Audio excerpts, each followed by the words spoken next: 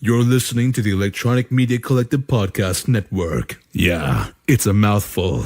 For more great shows like the one you're about to enjoy, visit electronicmediacollective.com. And now, our feature presentation.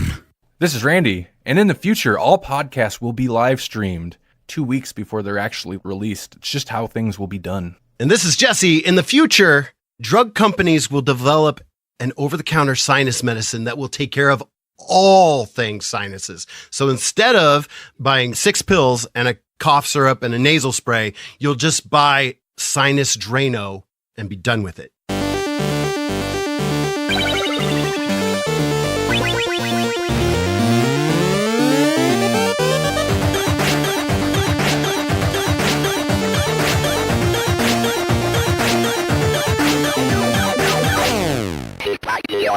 Welcome to the Grawlix Podcast, episode number 78, with confidence. Woo! That's what we do. With confidence. In fact, okay, so this is Grawlix Podcast, episode number 78. In a matter of hours, if you're watching on the live stream, Grawlix Podcast number 77 is about to hit our podcast feed. So, very timey-wimey. In the pre-show, I mentioned that this is all Blinkatron technology, and the Blinkatron never gets us where we need to be at the right time or the right place. So I feel like International Podcast Day sucked this episode back through a wormhole to the end of September, even though it goes out at the end of October. Yep. I don't get it. Yeah, that's right. So we're actually going to talk a lot of like Halloween-y stuff, maybe, if we remember that we're in the future. Maybe. Yeah, we don't have to force it. We don't have to force it. I mean, listen, I'm always down to talk Halloween stuff. You don't have to twist my arm about it. But no, I was thinking about that. We don't have to force it because it might be a little weird. Plus, that's what the Grawlix Halloween special is for. So it's all good. We'll get our Halloween fix this month or next month, however you want to look at it. So what are we talking about on the show tonight? Today and tonight. Whatever time this is. Today, tonight, and 2 weeks from now, we will be talking about, I don't know, I figured we'd catch up on some of the Marvel TV stuff because there's been 2 seasons of one of my favorite Marvel Netflix shows, and then one of nobody's favorite Marvel Netflix shows. And so I thought we'd talk about seasons 2 of Luke Cage and Iron Fist. Just kind of catch up on. This sounds good. Did you have in-house news you want to talk about? Also, remembering that this is going to hit the podcast feed in 2 weeks. So, right. The only thing that we haven't talked about, and so it'll be old news by the time that that this airs, is the DC Universe app. Have you tried it? Because I know that you were interested in it, especially with that upcoming Swamp Thing happening. So yes, no, I have not tried it. I am interested, and when the day it launched, I was looking around, and then I just got sidetracked, and I have not had time to get back to it. But I'm very interested. Have you checked it out? I have not. So we are super timely and informative. Grawlix Podcast. So there we go. We're on the cutting edge. It's a thing that you can do or have, and it works, from what I understand.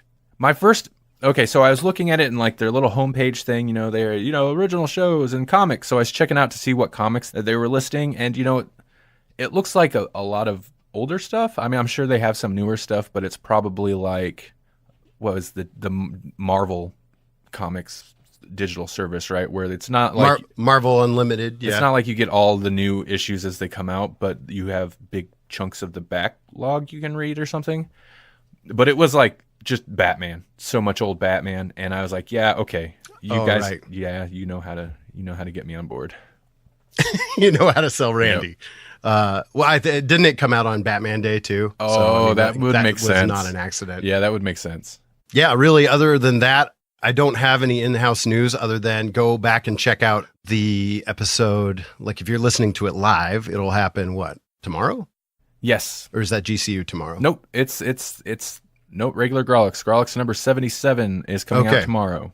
I think that's the right number. And that'll be Black Sad, and that is kind of our memorial Make Dad Read Comics episode, in that we review Black Sad because that was one that Dad from Make Dad Read Comics recommended to us. Or he recommended to everyone, and we put it on the poll list kind of in honor of him because he recently passed away. So yeah. So that episode, it was a good episode, and it's a great book. I finished editing it just a few hours ago. It's all ready to go. Sweet. All right. Yep. So look for that tomorrow or in the past. This won't get confusing. Not at all. Okay. Coexisting in two different timelines. Yeah, I mean, so where do you want to start? wow, we almost should have just done a book or something where it's easy to like focus on a certain topic, huh? No, let's start with Luke Cage. If we want to just jump into TV talk. Also, I'll go ahead and just throw this out there. If there's anybody watching who wants to join us on this conversation, we're using Hangouts. I'll shoot you a link if you want. So just throwing that out there. I'm gonna have to be a little better about looking at these comments then. We have Jasper Knight he is representing the GCU in the chat. Jasper, you got Hangouts on your phone? Join us. We'll have members of the whole Grawlix family. Not all the members, because Melanie is, she's probably working. Okay.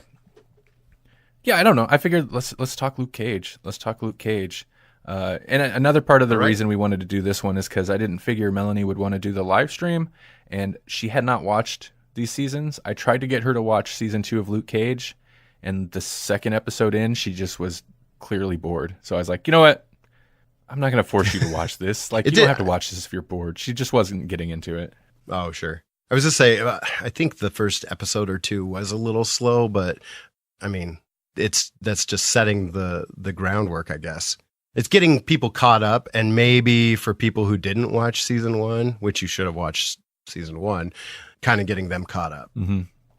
Yeah, I would agree. It does start off kind of slow, and I had told her that because I was super excited for Luke Cage season 2. Luke Cage was I'm pretty sure it's the first season was my favorite season of any of the Marvel Netflix shows so far. And the first episode, even the first 2 episodes, I was like, oh, this is kind of getting off to a disappointing start. But I ended up, like, it pulled me in before long, and I'm super on board with the second season. I think the second season it's awesome. How'd you feel about it? General impressions, yeah, I like Luke Cage. I don't know if it's my favorite or not, but it's definitely up there. It's probably between Cage and Daredevil, just because I was more of a Daredevil reader back in the day. So to see like a really good adaptation of Daredevil was exciting for me. Even though it's definitely on the grittier side of Daredevil. And, when I was reading, I also got a little bit of that campy Stan Lee Daredevil growing up, the swashbuckler type of persona. And so this is definitely steeped in that darker, what would you say, the devil of Hell's Kitchen, that really dark persona of Daredevil. So it's kind of up there between the two for me. But, like not all Daredevils are created equal either. Cage is really solid. And the thing that I appreciate most about Cage is how they use the music. All the shows do a really good job of interweaving music, but Cage just takes that to the next level and makes the music practically its own story or a part of the story. Yeah, no, Luke Cage, that series totally won me over based almost solely on the style and the music. like the music attitude. Like the intro music played and Randy was like, sold. Yep. Well, before that, they had Wu-Tang on the promo clip. I was like, Wu-Tang, I'm in. Let's do this. Right. Yeah.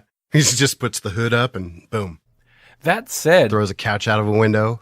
That said, Luke Cage himself as a character in the show is, and I found this true of the first season, he's kind of one of the most bland characters in the show.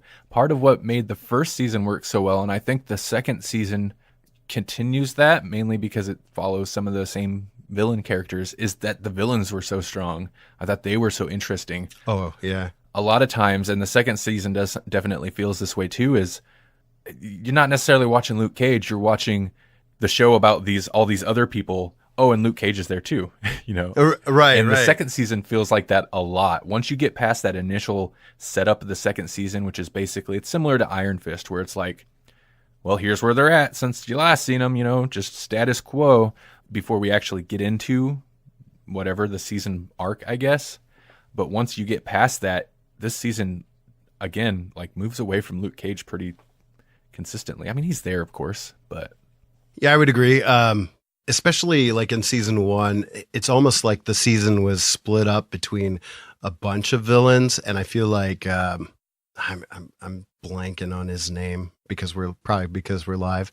But the first villain, what was his name? Mariah's cousin. Mm-hmm. He had a code name or something like Cottonmouth. Yeah, Cottonmouth. That's was what it was. Really interesting.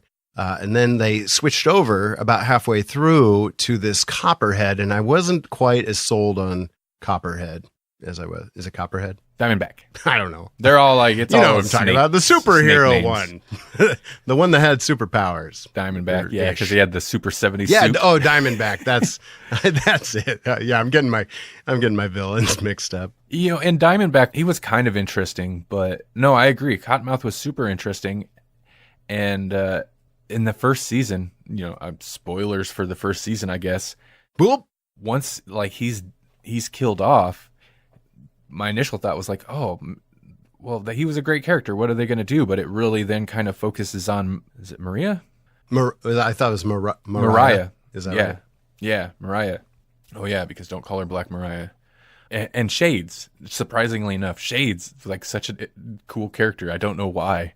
He shouldn't work, but he does. Shades was like he was a scene stealer, man, like even in season 1. And so I'm glad that he gets a bigger arc in season 2. And he's still a scene stealer in season 2 because he doesn't always have the focus of the plot. But when he has a scene, man, he just captures it. I guess we can focus a little bit. First, let's talk about Luke Cage himself, even though I said he's kind of the blandest, because I kind of like what they're doing with him. I mean, it's obvious. It became kind of obvious from the get-go what kind of arc they were going to start taking him on, because he's getting cocky, right? And like, that's never good. The hero gets cocky. That's never good. Pride goeth before a fall. Yeah, yeah. And they really pushed that too. Like, they set him up in an interesting way by the end of the season. His stuff, I hate that.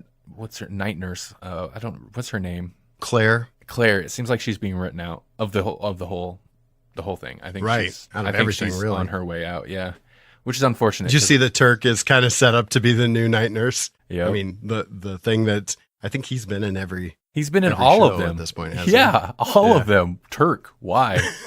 Turk of all characters. Yeah. If he doesn't show up, I want to see him in I would say if he's not in a Santa outfit in the next season of Daredevil, I'm going to be disappointed. I want to see him in a Santa outfit, and he's got to stab Daredevil. It's what happens. It's what Turk does. Yeah, and catering to fans is what makes really good television, right? That Turk does not seem, the TV Turk does not seem that heartless. No, he's actually kind of funny. I mean, he's kind of comedic relief when he hits the scene, even though like in the worst possible way, like, oh, Luke Cage is gonna beat him up again. Ha ha, funny. Maybe not for Turk. The turn where this season really got interesting for me, including Luke Cage's character, is I want to say the first big, in my mind, set piece of this season, because this season the set pieces weren't like, it's not like Daredevil where you've got, you know, each season there's the crazy action set piece, there's the hallway scene, or whatever their attempt at the equivalent in the second season was. Actually, the second season for me is the horrible violent prison fight scene with the Punisher. Oh yeah, no doubt. It's awesome, but it's so brutal. But for me, for Luke Cage season 2, it wasn't any kind of action scenes. The standout scenes were the like character arguments. There's some amazing scene, like well acted, amazing scenes where it's just characters bouncing off of each other. The first one would be the fight between Luke Cage and Claire, the Bushmaster. I'm yeah. talking like not the actual fight. That gets intense. The argument, yeah, where he ends up punching the wall, and that's kind of, you know, then she leaves. But that's where the season really got interesting for me. I'm like, oh, they're gonna, like, I don't know, that's scary. They made Luke Cage kind of scary, and I'm like, okay, well, they might actually go kind of dark with him, do some interesting things. Oh, Jasper's playing Madden. Jasper's what? Jasper's playing some Madden game. Of course you are. Yeah. He said he might pop in once he gets done with Madden. He's probably doing a live stream. We're competing streams, maybe. Yeah, no, that's not possible. No, he could be live streaming Madden to like Twitch or something from his Xbox. Oh, and commenting on our live stream at the same time. Maybe he's pirating our live stream over to Twitch. That would be really boring for Madden fans, probably. Okay, you mentioned Bushmaster. Let's talk a little bit about him. Yes. Because when he shows up, well, first off, I love his fight style. It's crazy. He's twirling, always twirling. Like a capoeira type of style where it's kind of acrobatic, very circular. Spinning around, but like oftentimes low to the ground. He's bulletproof, but not in a fun way. Not like Luke Cage. He's bulletproof in a gross way. I just thought of something because you guys always talk about the backflips in GCU. When it comes to the Bushmaster, a backflip is quite the it's quite the finisher. He might be social media move. He might be the first character in TV or movies that successfully used backflip as a fighting maneuver. Right. Well, I suppose Street Fighter Jean-Claude Van Damme, but I mean, you know what? I've never in the modern era for sure. I've never seen it. I've never seen Street Fighter. I'm gonna have to. I've heard a lot about it. I'm not saying it's a great movie, but it's a cult classic. I mean, you should at least see it once. Yeah, even for what's his name? I'm gonna blank. Raul Julia, is that right? Oh yeah. It's his last movie, right? Butcher Names. I think so. And he played M. Bison, and he looked good in the part. So, but I mean, that dude was pretty incredible, anyhow. Mm-hmm. But yeah, backflips are real. Sometimes when you're the Bushmaster. I don't know. I thought Bushmaster was an interesting character. He's not as sympathetic as some of the other villains because I don't know. It's hard to be sympathetic for Maria, but at least like she still feels real. She seems like a real character or a real person, right? And Bushmaster, they really toy with you with that character. Like she's got a heart, she doesn't have a heart. She really cares about her family. She doesn't care about anyone. And they go brutal with her. That last like big conversation she has with her daughter in season 2. And I'm not gonna get into it, but we will hit spoilers on season 2, I'm sure. That last conversation is brutal. That the bookend like emotional scenes are the of the season are the Luke Cage Claire fight, and then the Maria and her daughter argument. Or it's not even an argument, it's just Maria telling her daughter things, and it's the most cold, brutal thing. It was good. Right. It was solid. Like all the family dynamics in the show. I mean, I think, like a lot of times they'll have a theme for the season, and I feel like family was definitely one of the themes of season 2 for Cage. Oh, because definitely. You had Cage's his strained or estranged relationship with his father. You have Claire trying to broker that and become a part of the family, kind of. You have Mariah and her daughter, who are also estranged, kind of coming back together, but not for the right reasons. You have Bushmaster's whole thing is family.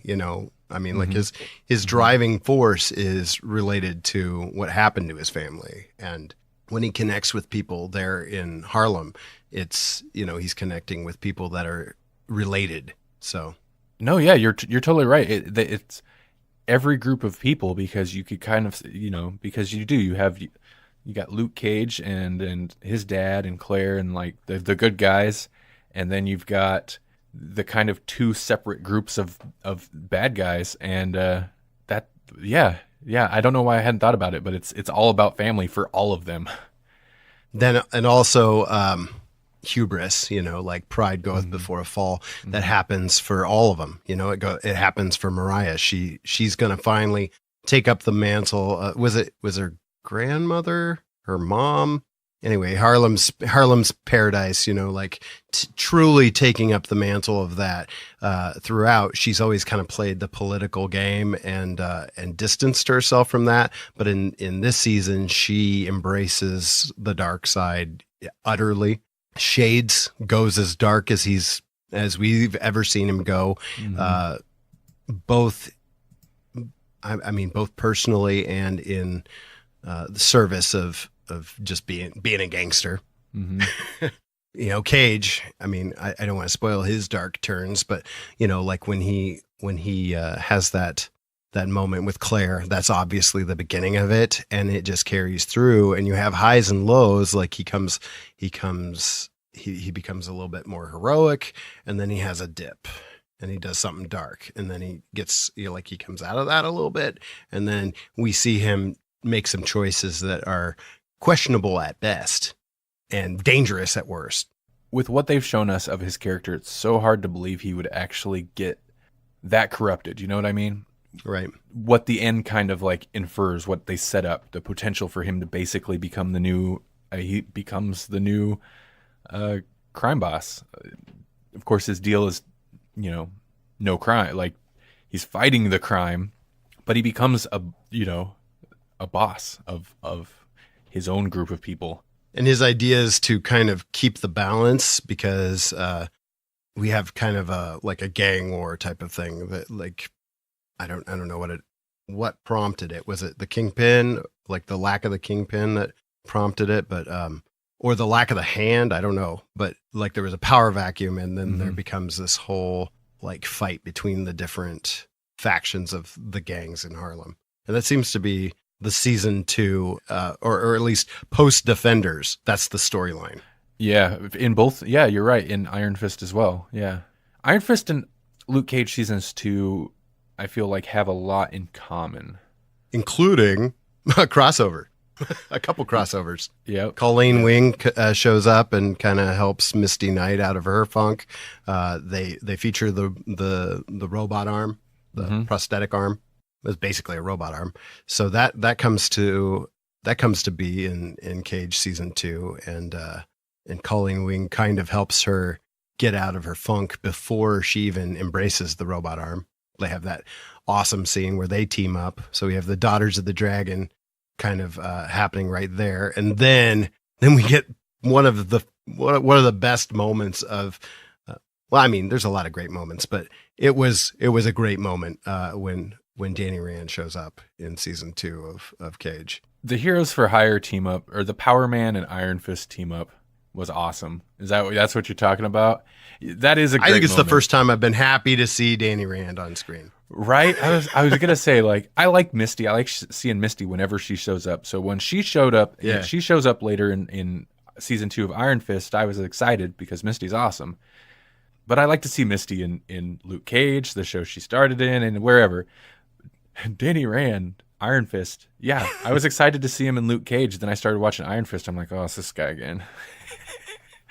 Like, right. Just these little bits, little taste of Danny once in a while, and that's right. A little bit goes a long way. for real. Because in season 1, I don't know that anybody liked him. He was like the least interesting character of Iron Fist season 1. Then in Defenders, he kind of gets put in his place, which made him a little more interesting, but not in like a starring role kind of way. More like okay, tell us about Kunlun again. Tell us about how you, punched the heart of a dragon. Tell us about that. And everybody's like, oh my God, they're talking about it again.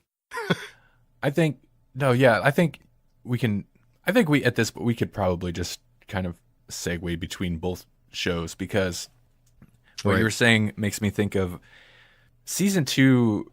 Danny Rand they definitely listen to criticisms and input from the reviewers and just people, the general audience, because they matured him quite a bit in some respects, but they changed his character quite a bit just so he's still stubborn, but he's just not as stubborn, stupidly and stubborn. He doesn't just like he's still part of, obviously he's still one of the major shareholders of Rand Enterprises or whatever, Rand Industries or whatever they call it.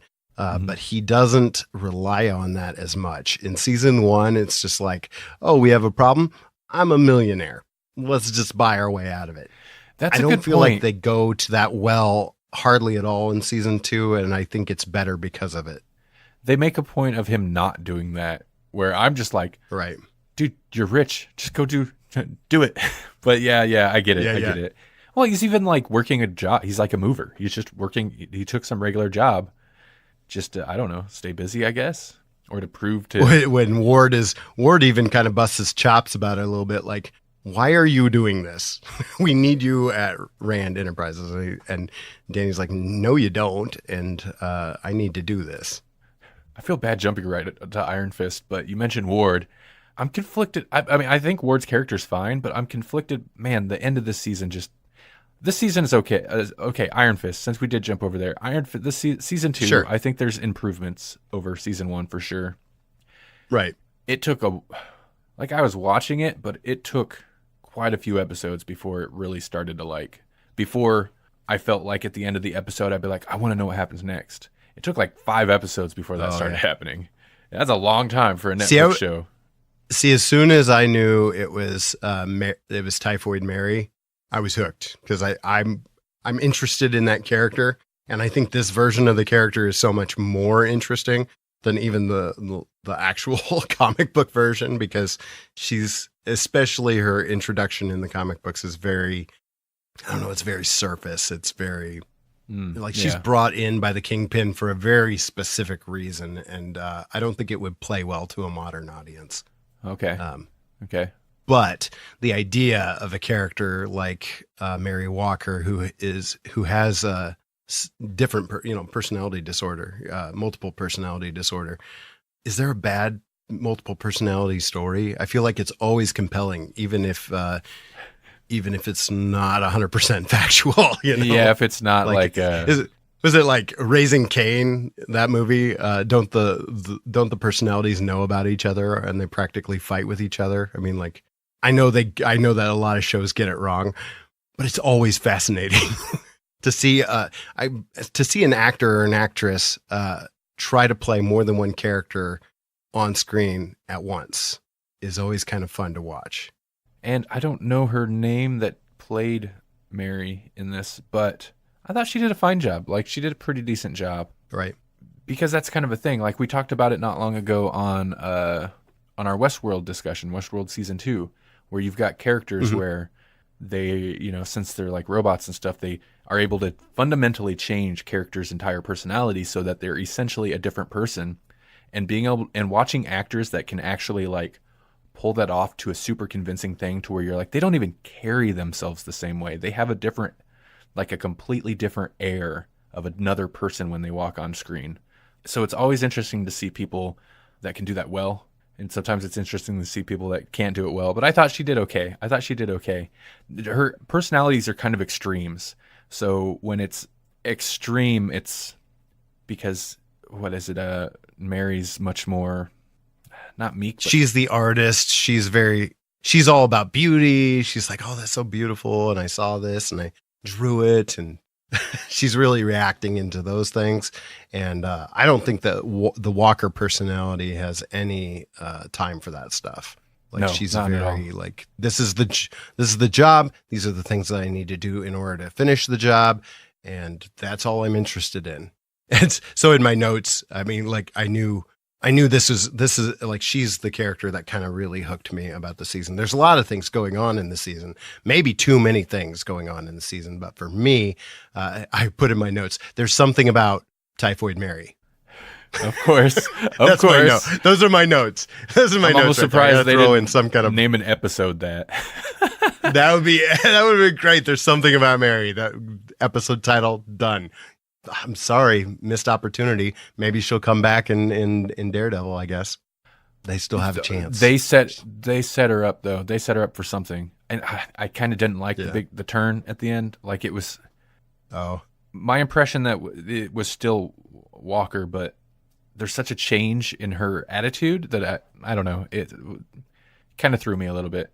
I feel like you see that personality cracking a little bit, and they're hinting at that third personality, which I suppose will be Typhoid, which is fine. Like, that's interesting, but I'd hate to see them go too over the top with this. I'd hate for her to go full Jim Carrey the Riddler on this thing. That would be too much. So they're definitely setting her up. So which series do you think they're setting her up for? Do you think they're going to pull her into? This is purely speculative, of course, but Daredevil, that's the next one. But They could easily pull her into that because there are characters that I don't. Obviously, they can't use for this if they're doing Born Again. If they're doing that storyline, they can't use Nuke. They're not going to pull Nuke into that. If they could easily, because they make Trish Trish the new Nuke. Yeah, there you go, our boys. When this episode goes up, Daredevil season 3 will be out. Oh, fun! I didn't think about that. All right, we're always a little behind. And by a little bit, I mean at least one Netflix series is behind. That's how that works. For It's true. I'm sorry, I didn't mean to sidetrack what you were saying. No, I mean, like, Born Again is all about breaking Matt Murdock completely, right? And so actually the Typhoid Mary introduction in the comics happens right after what we read for the show, the Born Again storyline. And so Kingpin pulls her in to kind of break his heart. I tried to break his mind and that didn't work. So now we're gonna have to break his heart. Really? And so that's what I mean. Like, yeah, that's what I mean. This is a far better introduction to the character than that was, and I hope they don't go that route with it. But they could still, hopefully, much more cleverly weave her into the Born Again story. Where's Karen? They always do terrible things to Karen, but she's one of my favorite characters. That she's so sidelined. Of course, she's not one of the heroes, so it makes sense. But she's not a hero and she's not a villain. But she's so sidelined. It seemed like the first season of Daredevil, she got a lot of focus, but it seemed like they were really going to set her up to be kind of, because she shot that one guy. It seemed like that was going to set something up that they just never really focused on in season 2, or Punisher for that matter. Right. Luke Cage season 2 is actually kind of hard. It's not hard to talk about. It's just there's not a lot to grab onto. There's just a lot of like inner character stuff that happens, and a lot of kind of more or less running back and forth. There's a few very hardcore scenes. The scene where they clear out the that what is it? It's that restaurant that Bushmaster's family runs. Right. Kind of the Jamaican restaurant / cafe. Yeah. They clear that out. Looks like a cafe. Brutal. That's definitely like Mariah's, like she kind of crossed the line long ago, but that's her stepping straight into just pure evil. Right. And that happens directly after that whole, was it the townhouse, the fire, where where Bushmaster's basically going to set her on fire. I agree with you. I think, there's a lot of interesting things that happen in Luke Cage season 2, and I think it's more cohesive. Out of the two, I think it's probably better consistent storytelling, but there's so much that happens. I mean, like, I'm looking at my Iron Fist notes, and I just have little blurbs to kind of carry me through, because like, what is Iron Fist season 2 about is a tricky question to answer, because it's about Danny and Colleen kind of moving their relationship forward or not, like, it's where is this going? She's been there for him since the beginning.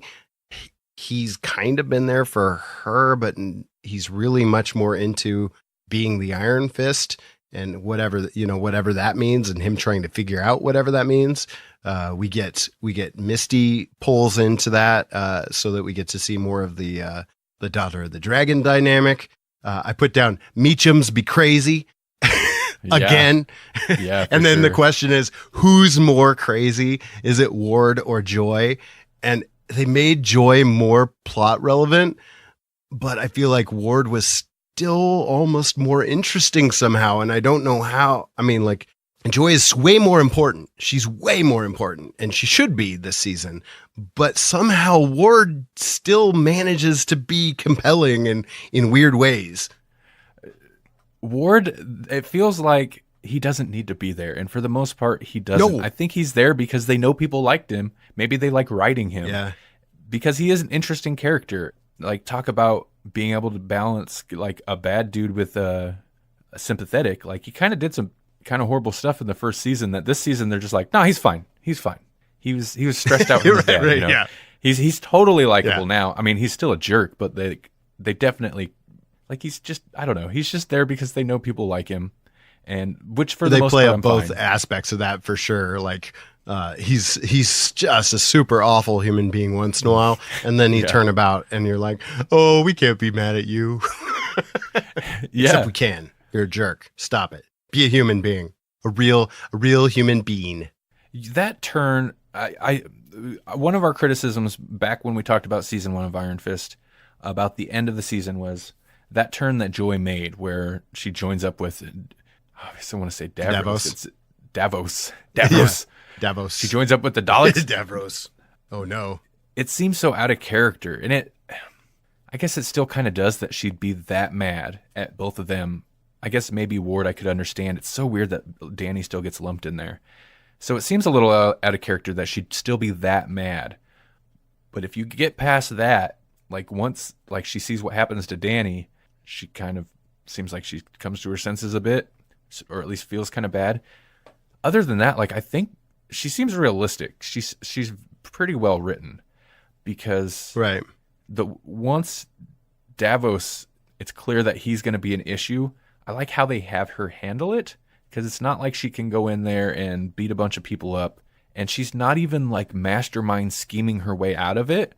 She just kind of throws herself in the mix and is trying to figure out what she can while she can and winging it and not even being particularly successful. Right. I don't know. I think that's just effective for her. They made her interesting, I thought. Yeah. She's pretty strong character the latter half of the season. And then, I mean, like the other big thing is they kind of try to do that. I mean, it's kind of Marvel formula at this point, even on the shows a little bit where it's like, okay, we've got to bring Davos back because now we can have two characters that have the Iron Fist. You're least, right. If not at the same time, you've got to have an evil Iron Man, right? You got to have Ironmonger. You've got to have was it Yellow Jacket to Ant-Man? You got to have the evil version of the good guy. And so that's what Davos is. And it's like, here's what I put, here's what I put for that whole storyline, because it's basically the Immortal Iron Fist story that they try to pull into season 2 here, where they've got Davos and they've got the Sisters of the Crane. And in that story, they just basically give him powers, right? But in this one, they use the Sisters of the Crane to steal Danny's powers somehow. Mm-hmm. And so I call it the light beer version of the Immortal Iron Fist. Yeah, no, that seems it's sort of that story, but like, I don't know, they kind of diminished it a little bit by making the Sisters of the Crane glorified tattoo artists. Like, in a sense, it gave them more agency. In another sense, it took agency. Like it made they were important, but like almost accidentally important. They just happened to have a skill, like not that it wasn't their choice necessarily to help Davos. It was just a job. I hate to derail real quick, but I wanted to mention the fact that Brandon Lapani of the Technology Geek fame is in the chat, and he's talking about my beard and how it's got a mind of its own. Iron Fist 2 is the Ant-Man of Netflix, but not as important as Daredevil or Jessica Jones. Oh, that's a hot take, Brandon. And am I the only one who wants that White Ranger figure? No, everyone wants that White Ranger figure. It's Dr. Tommy Oliver. It's huge. Well, I guess he wasn't a doctor at that time, but he did become a doctor. Is Jessica Jones important? I mean, okay. Whoa, you're gonna stack hot take on top of hot take. Don't get me wrong. Like I enjoy Jessica Jones. Brandon's like, he's not as important, and you're like, but is she important? Well, if you think about how the characters are kind of like connected to the rest of not the Marvel, the mini Marvel Cinematic Universe, the Netflix Marvel universe, street level Avengers or whatever they're calling it. Even though Daredevil honestly doesn't, maybe what's his name? Maybe he's more expensive, but he doesn't actually interact with most of the other characters that often. But maybe it's because they kind of launched with him first, so it feels like he's a bit more central in the universe. He's their Cap, but he's their Captain America. I would agree with you, Brandon, about he's Danny doesn't feel that important in the universe, but the shows that branch the most characters together and the most like events that reach out from to the other shows, I would say are probably Luke Cage and Iron Fist. A little bit Daredevil because they introduced Punisher. Yeah. But for the Night most part, Nurse and a lot of those characters. Turk, who is now the new Night Nurse. and some of those characters kind of bounce into Jessica Jones, but it feels like Luke Cage and Iron Fist. Jessica Jones is the most powerful. She's like bar none the most, I think, strong in terms of superpowers. But she purposely she's the most antisocial. Takes herself out of it. Yeah. Well, yeah. She's not involved by design. She doesn't want to be involved. She'd just as soon you forgot that she did anything super at all and just hire her to do a gig, her PI thing. So I'm sorry, I derailed your Davos talk. We were talking about Davos, but I wanted to mention that Brandon was in there because he's been in the chat for a while and wanted to recognize the technology geek. Well, no, he brought up check it out. That's another podcast too. Listen, International Podcast Day. We get boring if we don't get derailed every 10 minutes. That's true. That's true. we got to come up with we got to have something come out of left field. Iron Fist. Like I said, the later half of the season picked up for me. I got more interested. It's about you said you got more interested once they kind of mentioned the Crane sisters. They brought that whole aspect in. I thought that was fine. That's when it kind of hooked me more. Davos is an okay character. How Joy did not see him going pure evil earlier, I don't know, but he does. He goes they set him up. He kills that one shop owner. They set that up pretty early, but it's pretty brutal, and you're just like, oh man. And those kids go along with it. Ugh. But let's jump to the end. Full spoilers. Let's jump to the end. The last episode, okay, because all right. That's where this season takes it. Luckily, the season, when it does start to take a nosedive, it's the last 15 minutes of the series. So it's okay. Yeah. It's just a little bit of a nosedive. But it seemed like the last episode, they threw a bunch of stuff in. With Ward, they kind of threw a bunch of stuff in because they want to give him this arc. And it felt unnatural. It felt like they just threw this whole thing with this. Not that they didn't seed it through the season, but this whole thing with the baby and his sponsor and all that, even though that didn't really pan out, but that felt like a somewhat artificial. And when you think about the overall story, didn't need to be there. It felt like an artificial imposed character arc, something to kind of force his character into something. Sure. When it's almost like they had all these dangling threads, right? And then they try to weave them back together at the end. But then they all go off in different directions. They all come together in the end, and then they go off in different directions again. It's just that. I'm doing this with my hands for the audio listeners won't be able to see this at all. But I'm my hands are intertwined, but the fingers are sticking out, right? So it's you're weaving these threads together, and then they're just you're not going to trim them off. They're just out there, So at the end, you've got I don't know how much of it to just totally spoil it, but the whole third act is about we've got to get the Iron Fist away from Davos. Davos is successful. He steals the Iron Fist. He's out there being the Iron Fist. He's got his own gang of people that he's going to train into Kunlun-esque disciples, and he just starts being a mob boss that kills other mob bosses almost, but not even a mob boss. Just he's just the Punisher if the Punisher had a glowy fist and a bunch of teenagers. Well, that's how he just his version of cleaning up crime is he grabs one guy, one henchman is where all these guys are, take me to him, and he just goes around and just murders them one after another, just keeps murdering them, which is right. Interesting. That's interesting, but that's an interesting way to do it. That's one way. Danny could do that, I guess. That's interesting, Davos. Tell me about your mother. Well, we find out about that too. We do. That's true. Oh man, see what I mean? There's so many things. So then the crux of pulling the Iron Fist out of Davos is then where's it going to go? Is it going to go back into Danny? That seems like the obvious logical choice. But Danny was also going dark before he lost the Iron Fist. So he's like scared of it now, I guess. And he's like, nope, I can't do it. I can't even with this Iron Fist. So he's like, Colleen, you're going to have to do it. And she's like, what? No, I'm not going to do it. Okay, maybe I'll do it. You talked me into it. It's almost that fast too. It's like, no, I'm not going to do it. All right, I'm on board. My whole arc has been I don't want to fight anymore, which means I'm definitely going to fight. In fact, I'm going to become the one that fights, because that's how arcs In fact, I'm taking over all the fighting because I had a dojo once, and now I'm going to pit fight with Danny to make him better at the things. Like their whole training, their whole bizarre reverse Miyagi situation towards the end there, and making him a better. Like he fought a dragon, but somehow he's got to improve. Why does that mean they can't be in a relationship anymore?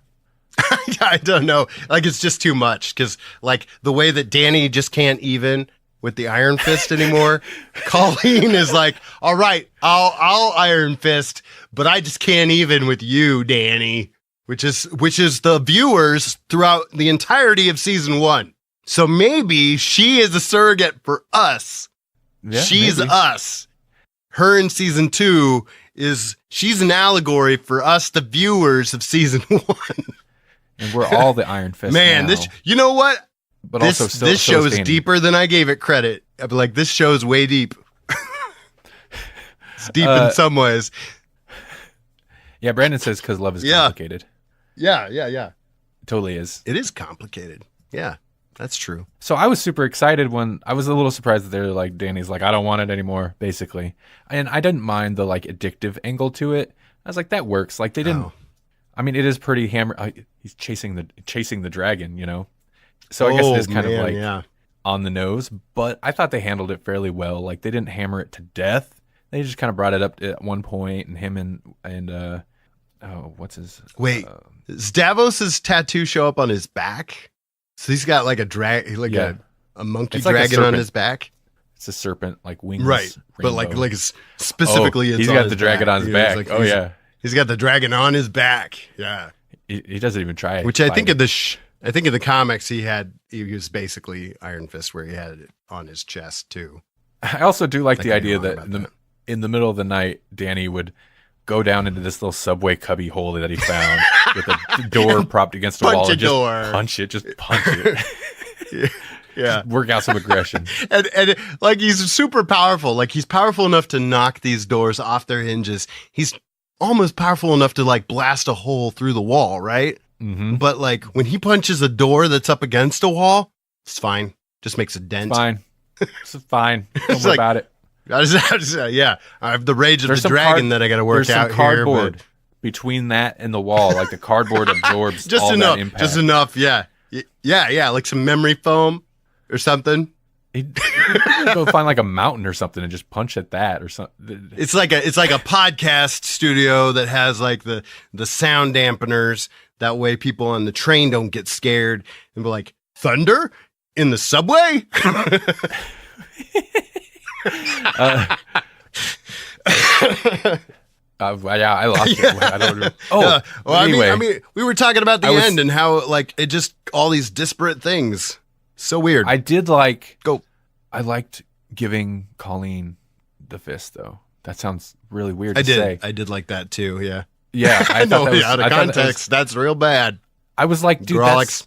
that is how from certain perspectives of, you know, certain things that made people upset, certain aspects about first season or the show in general that made people upset, that's the perfect way to fix it. But also, like, I'd much rather watch her have this power and, like, kind of follow her than I would Danny. She's kind of more interesting to me. Yeah. And they used color just in case we got confused. You know, like Danny has the yellow fist and then Davos has a red fist. And they even have to make mention of that. Like, yeah, it's like that same guy, but the fist was red. Yeah. It's like, yeah, right. Do you think that these people are really going to differentiate? It's like they had a glowing fist. It's the same guy.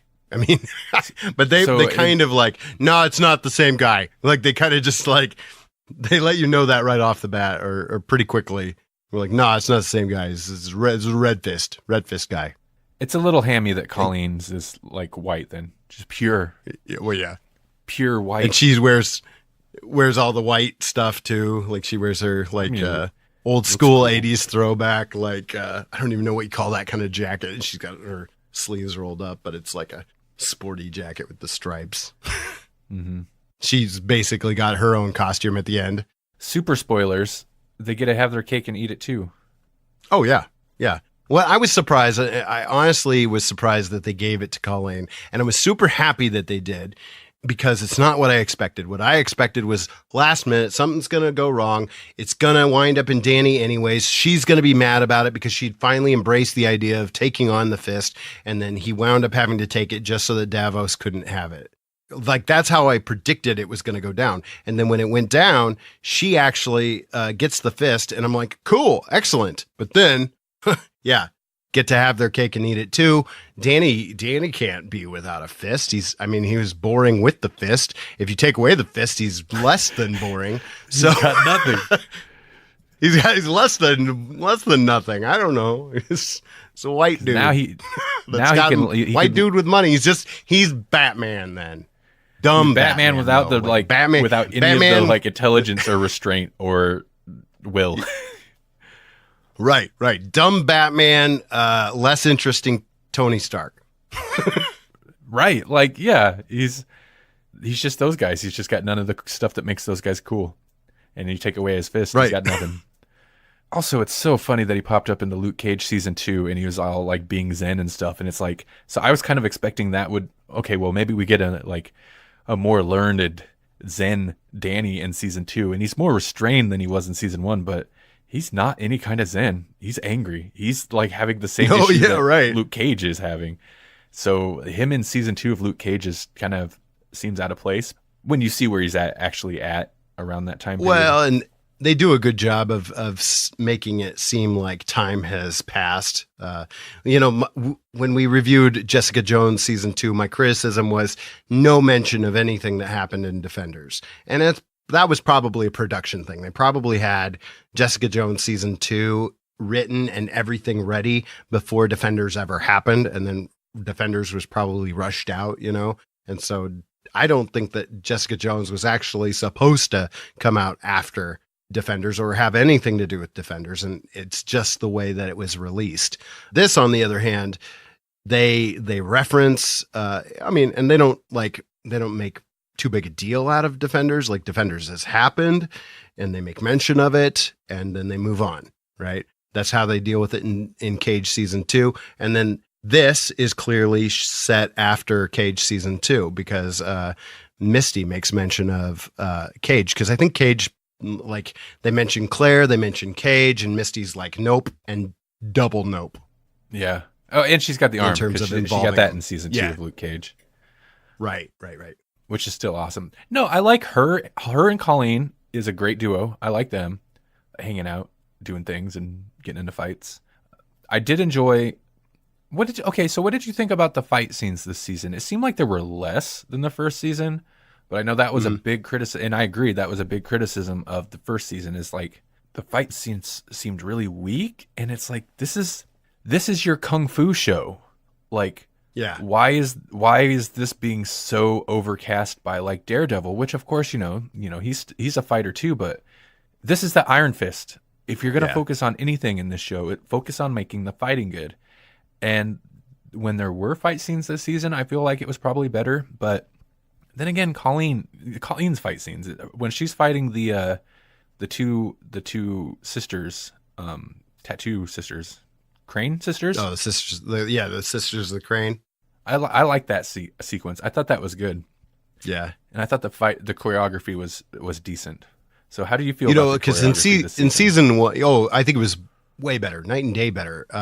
Because in season 1, like those first couple episodes were actually painful to watch, and then they had the one episode that was directed by the RZA, and while it was fun, it was a fun idea, the choreography again just became so painfully obviously bad in season 1. In season 2, I don't think I had any problems with the choreography. There's probably some leaps of logic in some of the fight scenes, like, okay, but you get lost in, okay, this is an enjoyable kung fu fight scene, more than you do in the logistics of that's not how a fight works. Yeah, I would agree. Or the disparity of power levels, like there's one moment where Danny can do a crazy thing that'll blow up a wall, and another time he could just dent a door because there's memory foam behind it, that kind of thing. Yeah. I'm not letting that go. That was another thing that, I mean, they took away his power at one point, but in the first season, they used him not being able to focus his chi in a really kind of cheesy, that's right. We can't have. I'm so glad they didn't do that. We can't have him like this powerful in this scene, or else he'll just get out of it. We don't know how to write around his power, and so they just use that as an excuse to depower him for a few scenes or an episode or something. And I'm glad they didn't do that this season. Right, they just took him away altogether.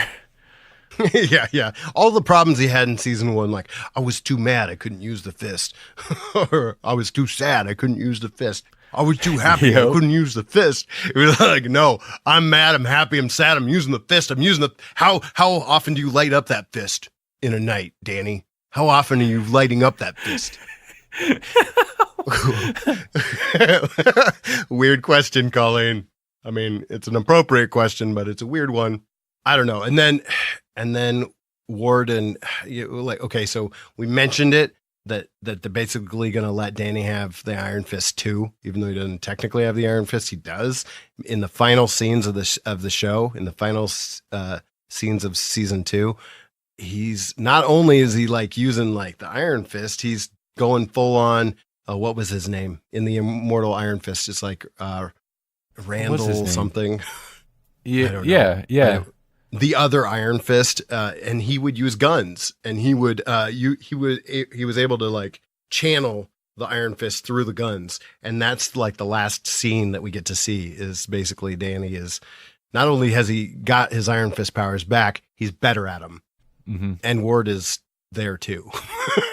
They're buddy cop. They're buddy cop in some Asian country, which is still doing Iron Fist stuff, which is kind of fun until he like pulled out the guns and did the Iron Fist thing. I was like, wait, what?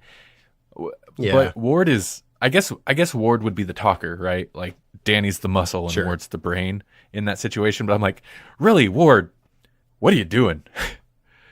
Because it starts to get tough and he's just like, yeah, Danny, take care of this. This guy, he's here. It's the White Ranger. I'm pointing at the White Ranger for the audio audience because he's behind me. What are your final thoughts on it? I don't know if we gave a final thoughts. I liked on both of them. Okay, so Luke Cage, I like season 2 a lot. I like where it left Luke Cage. Stylistically, it didn't feel.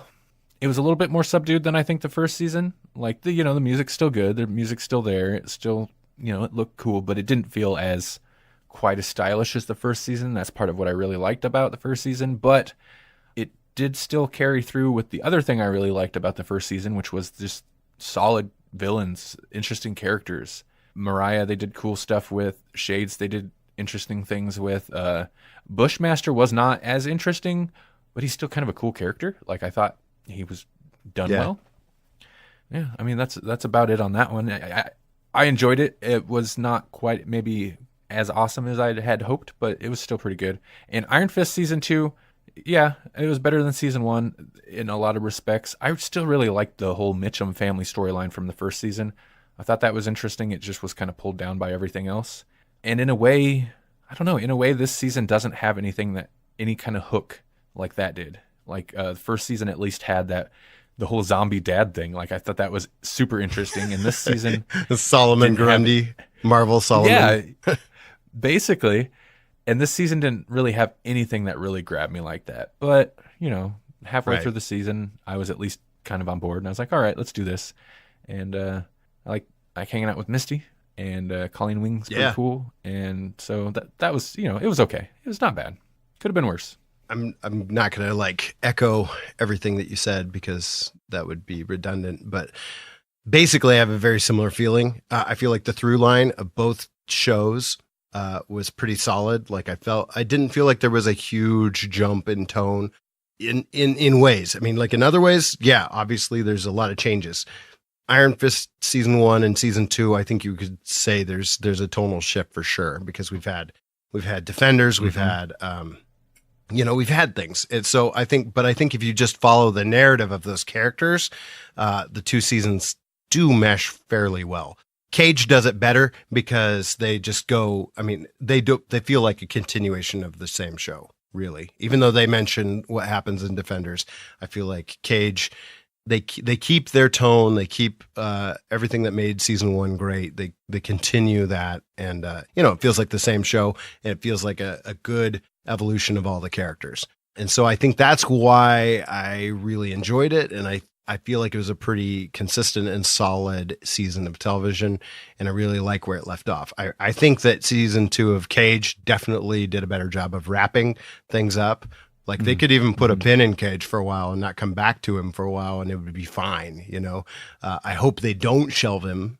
I hope that we do get a season 3 soon enough. But you could push pause, make us wait for it. Absence makes the heart grow fonder. You could do that, and it would be okay. It'd be fine. It wouldn't be my favorite decision, but it would be okay. Iron Fist. And what I mean, like I almost feel the same way, but a little better about season 2 than I did season 1.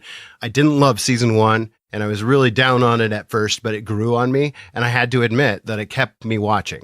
That was kind of my feelings about season 1, was that, all right, it wasn't great. There was a lot of stuff I didn't like, in particular, like fight choreography and some of Danny's motivations or lack of motivations or whatever. Like Danny wasn't always written very well, but the Meachums were, and that was captivating enough to keep me involved. I was actually more interested in Mord's story than I was in Danny's story in season 1.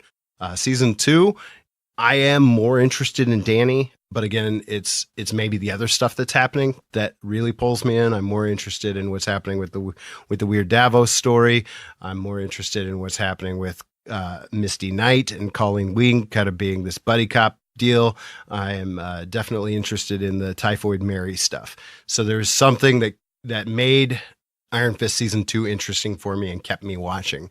So in that respect, still good, still the same. But they did not sell me on the end. They didn't stick the landing. They had a Stephen Moffat moment for me, where it's like, oh, it was pretty good. It was pretty good. It's pretty good. What? What did you do with that ending? I don't get it. So I would watch a season 3 of both shows. I agree. I mean, I am interested to see what craziness they're going to do. I mean, I want to see Rand Enterprises take a huge hit, or they lose the company because they were stupid enough to just go on adventures and leave that company without anybody in charge. This is Randy from In the Future. Well, at least more in the future than these 2 idiots. I've got a slight spoiler for these guys. Not only does Danny Rand lose the company, he loses the whole show. So this episode was originally recorded, it's from our live stream on September 30th. I don't think we even set that up properly at the beginning of the episode. It was International Podcast Day, so we did this as a live stream. I am editing it just 2 days before it hits the podcast feed on October 13th. And today, news broke that Netflix has canceled Iron Fist. There will be no season 3 of Iron Fist. It was a little vague. I think it was still just early reports. I read it on, I don't know, Deadline Hollywood or something. There was talk of Disney streaming service that maybe Iron Fist will reappear again somewhere in the future. But you know what? I'm from the future. I'm going to tell you it doesn't. Nope, it's done. Fortunately, so far, all the other shows are still on for a 3rd season. Jessica Jones, Luke Cage, Punisher's supposed to get a 2nd season still. Daredevil, if you're listening to this, you probably already know how the 3rd season of Daredevil turned out. But that's it. I'm going to get out of here and go wander around time space for a little bit. Brings me to letters page. We actually have letters. You could send us an email and with whatever, say hi or ask us questions or give us your input on something that we're talked about or going to talk about or whatever you want. Send us an email to letters@Grawlix Podcast, Grawlix podcast.com. Or you can even leave a voice message and we'll play it on the show. 559-426-6427 or 559-4comics. Yep. Or you can send us an MP3, which is what Mr. Matt D likes to do. Oh, Matt D. Yeah. We have audio clip, MP3 sent in to us from Mr. Matt D, longtime listener and frequent letters pagerer. That's a word. That's a word. Wait, I might be wrong. This might not be from Matt D. This might be from an unusual individual that goes by the name of Jerry. Oh. He's got a Halloween message for us, and I know for the live stream audience, that's always a little early. Always the live videos. Always with the live. All right. He's okay. What's going on? He's practically he's like the fourth official member of the Grawlix podcast of Grawlix Prime. That's just off the side of true. the camera. That's true. It's Matt D. or Jerry the Gnome. Matt D, no problems. Jerry, a little concerned. He's concerning. He was in a weird place the last time we heard from him, so I guess this is good. This is good. We know he's okay. I won't lie to you. I've already listened to this. He's still kind of in a weird place. Oh no. Okay. Hey there, Grawlix Podcast. This here's Jerry the Gnome. Been a while since I called in. Been a bit busy myself. Been fighting a war with the leprechauns. Well, that's a story for another time. But I'll tell you what, the war is over. And as with all wars, there's no real winner. And I gotta say, I definitely shook the pillars of the magical kingdom. That's the never, not Disney? Disney World or Disneyland. Oh. Anyway, I'm just calling to let you know that this happens to be my favorite time of year. Pretty much from September 5th on into November 23rd, 24th, somewhere around there. It's gotten to become fall and autumn, equinox, and all them flat earthers don't realize that, that everything's got to be equal. And yeah, sorry, going off on a kind of a tangent there, Hoss. Anyway, look, I just want to call and say happy Halloween and enjoy all the pumpkin spice everything. Best thing about this time of year is everything's pumpkin spice. You got yourself some pumpkin spice coffee and pumpkin spice beer, pumpkin spice whiskey, pumpkin spice donuts, pumpkin spice pancakes, pumpkin spice pumpkin, pumpkin spice pizza, Pumpkin spice pumpkin spice pizza, handcuffs, pumpkin spice nightstick. That's what happens when you just kind of wander off. Anyway, have yourself a happy Halloween. Your good friend Jerry the Gnome. By the way, I've been dictating my journal now, so hopefully I'll get something posted up there on Matty D's blogspot, blogger, blogspot, blog. Yeah, damn modern technology. We magical beings. We like our stuff simple. We'll drive around with Volkswagen Beetles and concrete stoops. Yeah, it's technology. Where's this off button at? Oh, right there. All right. Talk to you later. Jerry sounds like he's in a bad place, to be honest. He does. I mean, he's got obviously he's got a little bit of PTSD from the Leprechaun War, I think. I kind of I don't know. It could get dark though, but I kind of want the reality show. I worry that it would it might be too much for Jerry the Gnome. Like what was it, the Osbournes? That show kind of ruined Ozzy Osbourne, like kind of broke him a little bit. I feel like that could happen to Jerry the Gnome, because Jerry the Gnome he's on shaky territory, especially if he's using a pumpkin spice nightstick. band name. Hashtag band name. My reply to him was pumpkin spice pizza. Yes, pumpkin spice pumpkin. Never. Oh, no, God. Bile spice Kit Kats right there. Hey, Andrew. Hey, Matty. Do you like horror movies? I sure do. Well, did you know that most horror movies are inspired by real-life horror? Really? Like what? Well, take The Shining, for instance. That's based on Stephen King's real-life addictions, or The Purge, which could be our country any minute now. Oh, and The Strangers, which is based on a real-life murder. People should be talking about these things. Hey, guys. Oh, hey, Producer Michael. Hi. Well, I hate to break it to you, but somebody already is. It's you. That's right. We are Friday the 13th, the podcast where we talk about horror in real life and horror in media, all from an LGBTQ perspective. Because we gay, y'all. We are proud members of the Legion Podcast Network, and we can be found on iTunes, SoundCloud, Stitcher, or wherever your favorite podcasts are found. And follow us on Facebook, Twitter, and Instagram. Come along with us on this crazy journey, and as always, Get slayed. This is Jesse. You have not failed no one, Grasshopper. Only your own Grawlix. This has been Randy. I am Grawlix, and Grawlix is me.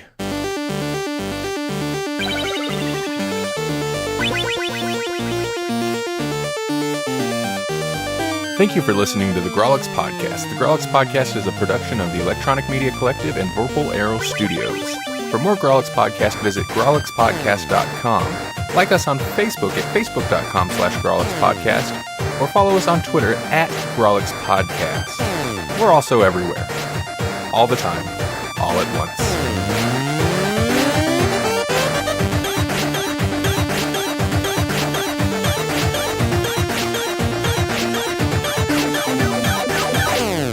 But okay, Yes. so and the yes, no, it's No, I live. don't know what to add there. It's live. Yeah, it was definitely... I'll fix it all in post. Yeah, that I'll too. fix it in post, Jesse. This will be edited.